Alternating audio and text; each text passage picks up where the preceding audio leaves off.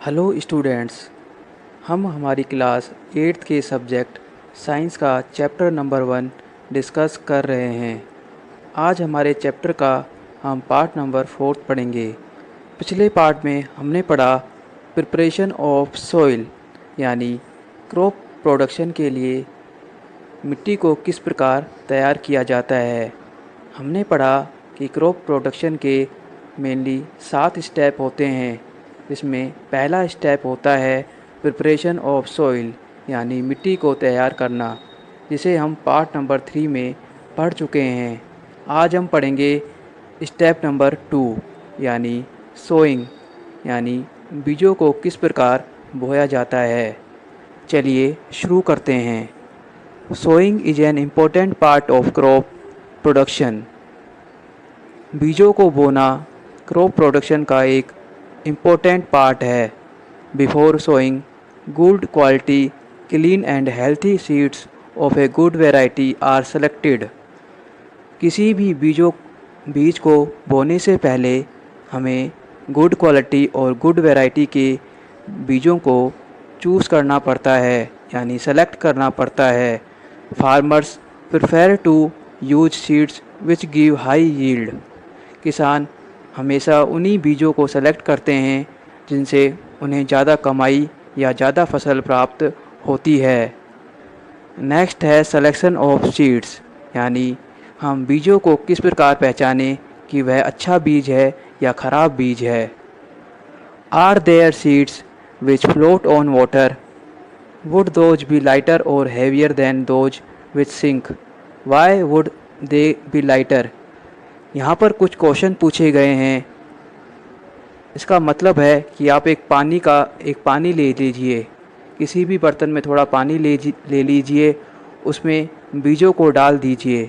जो बीज पानी में सिंक यानी डूब जाते हैं वो तो क्वालिटी में अच्छे होंगे, और जो बीज पानी में नहीं डूबेंगे या ऊपर तैरते रहेंगे वह क्वालिटी में ख़राब होते हैं यानी उनकी क्वालिटी अच्छी नहीं होती। Damage seeds become hollow and are thus lighter, therefore they float on water. Damage seeds यानी जो ख़राब बीज होते हैं उनका वज़न कम होता है, इसलिए वो पानी पे तैरने लगते हैं। तो हम कह सकते हैं कि जो बीज पानी में डूब जाते हैं वो तो क्वालिटी में अच्छे होते हैं, और जो नहीं डूबते या तैरते रहते हैं वो ख़राब क्वालिटी के होते हैं। This is a good method for separating good healthy seeds from the damage ones. ये एक अच्छी विधि है अच्छे बीजों में से ख़राब बीजों को सेलेक्ट करने की। Before sowing, one of the important task is to know about the tool use for sowing seeds. बीजों को बोने से पहले यह आवश्यक है कि हम उन टूल्स के बारे में जानें जो बीज बोने के लिए आवश्यक हैं। फर्स्ट टूल है traditional tool. The tool use traditionally for sowing seed is shaped like a funnel. बीज को बोने के लिए ट्रेडिशनल टूल का यूज किया जाता है, जिसकी शेप यानी आकृति एक फनल के टाइप की होती है, जैसा कि डायग्राम में दिखाया गया है। The seeds are filled into the funnel. जो बीज होते हैं वह इस फनल में भर दिए जाते हैं, जैसा कि डायग्राम में एक आदमी इस फनल में बीज भर रहा है। Passed down through 2 or 3 pipes having sharps end. इस फनल के एंड में 3 से 4 नुकीले पाइप होते हैं। These ends pierce into the soil and place seeds there. जो ये नुकीले पार्ट होते हैं वह मिट्टी के अंदर धंस जाते हैं और बीज को बो देते हैं। तो ट्रेडिशनल टूल में हम किसका यूज करते हैं? फनल का यूज करते हैं, जिसमें पहले बीज को भरा जाता है। इस फनल के एंड में 3 से 4 नुकीले पाइप होते हैं जो मिट्टी के अंदर धंस जाते हैं और बीज को बो देते हैं। सेकंड होता है seed drill. Nowadays the seed drill is use for sowing with the help of tractors. आज के ज़माने में ट्रैक्टर के द्वारा बीजों को बोया जाता है। This sows the seeds uniformly at equal distance and depth. Seed drill द्वारा जो बीज होते हैं वे एक प्रॉपर डिस्टेंस पे और डेप्थ पे बोए जाते हैं। It ensure that seeds get covered by the soil after sowing. यह इंश्योर करते हैं कि जो बीज है वो मिट्टी में प्रॉपर ढंग से धंस जाए। This protects seeds from being eaten by birds. यह बीजों को पक्षियों द्वारा नुकसान पहुंचाने से रोकते हैं। अगर हम बीजों को ऊपर छोड़ देंगे तो पक्षी उन्हें खा जाएंगे, इसलिए बीजों को एक प्रॉपर डिस्टेंस पे यानी मिट्टी के अंदर बोया जाता है। Sowing by using a seed drill saves time and labour. Seed drill द्वारा बीज को बोने से हमारा टाइम बचता है और मजदूरों की भी नीड कम पड़ती है। Appropriate distance between the seeds is necessary to avoid overcrowding of plants. किसी भी बीज को बोने से पहले हमें एक प्रॉपर जगह की नीड होती है।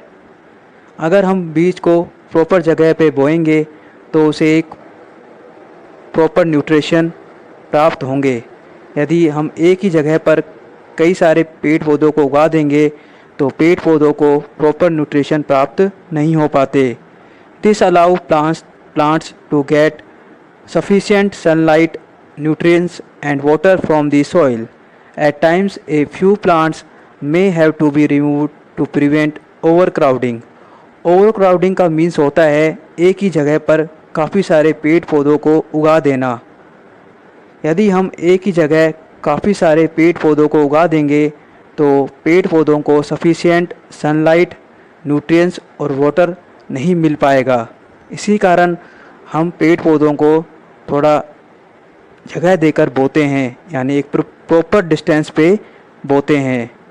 तो खेती करने से पहले हमें यह ध्यान रखना पड़ेगा कि जो बीज हैं उन्हें एक प्रॉपर डिस्टेंस पे बोया जाए। Seeds of a few plants such as paddy are first grown in a nursery. कुछ प्लांट्स होते हैं जैसे पेडी यानी धान के पौधों को पहले नर्सरी में उगाया जाता है, यानी पहले नर्सरी में धान के पौधे उगाए जाते हैं। फिर इन पौधों को when they grow into seedlings they are transplanted to the field manually. जब ये धान के पौधे नर्सरी में तैयार हो जाते हैं फिर इन्हें खेतों में उगाया जाता है। Some forest plants and flowering plants are also grown in the nursery. कुछ फॉरेस्ट प्लांट या फूलों के पौधे होते हैं, पहले उन्हें नर्सरी में उगाया जाता है और फिर उन्हें खेतों में बोया जाता है। ऐसे ही मिर्च के पौधे या टमाटर के पौधे पहले नर्सरी में तैयार किए